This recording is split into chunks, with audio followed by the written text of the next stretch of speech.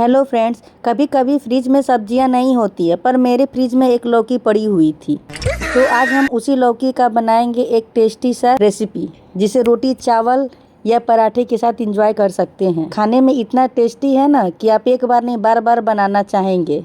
ये गांव की शादियों में अक्सर बनाई जाती है, बस तरीका थोड़ा सा अलग है, बाकी टेस्ट सब वही है। हेलो फ्रेंड्स, मेरे टिगड़म बिगड़म रेसिपी में आपका स्वागत है। ये मैं कह रही हूँ, पर हलवाई जो बनाता है अब उसका टेस्ट और मेरे का टेस्ट अब तो हलवाई ही तो बताएगा।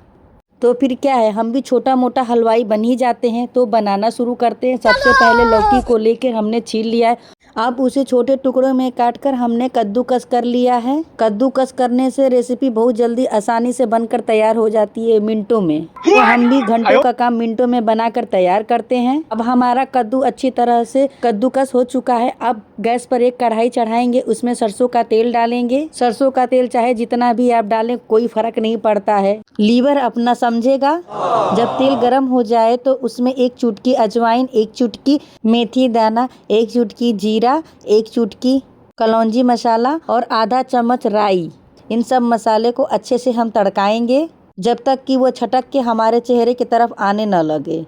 उसके बाद बारीक कटा हुआ हरा मिर्च को डालेंगे और इसे भी चटकाएंगे। फिर उसके बाद बारीक कटा हुआ कड़ी पत्ता को डालकर इसे अच्छी तरह से रोस्ट करेंगे। अब एक बड़े साइज के प्याज को छोटे टुकड़ों में काट कर डालेंगे और इसको इतना भूनेंगे कि पड़ोसी खुशबू से ही आंखों में आंसू आने लगे।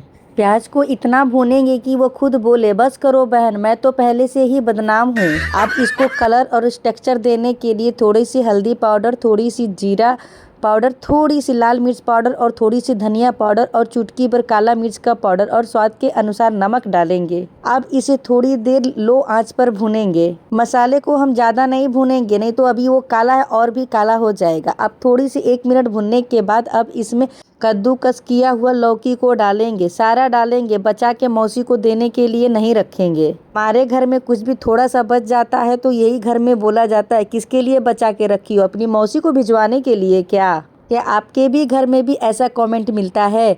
अब इस लौकी को अच्छी तरह से चलाकर ढक कर लो आंच पर पानी छोड़ने तक या लौकी को गलने तक पकाएंगे। रात को 1 लीटर दूध का हमने दही जमाया था कि सुबह ठंडी ठंडी लस्सी बनाकर पीऊंगी। घर वाले लोगों को इतना टेंशन होता है कि वो लस्सी बनाने क्यों देंगे। अब उसी दही को अच्छी तरह से फेंट लेंगे। लौकी अब हमारा थोड़ा थोड़ा पानी रिलीज कर रहा है।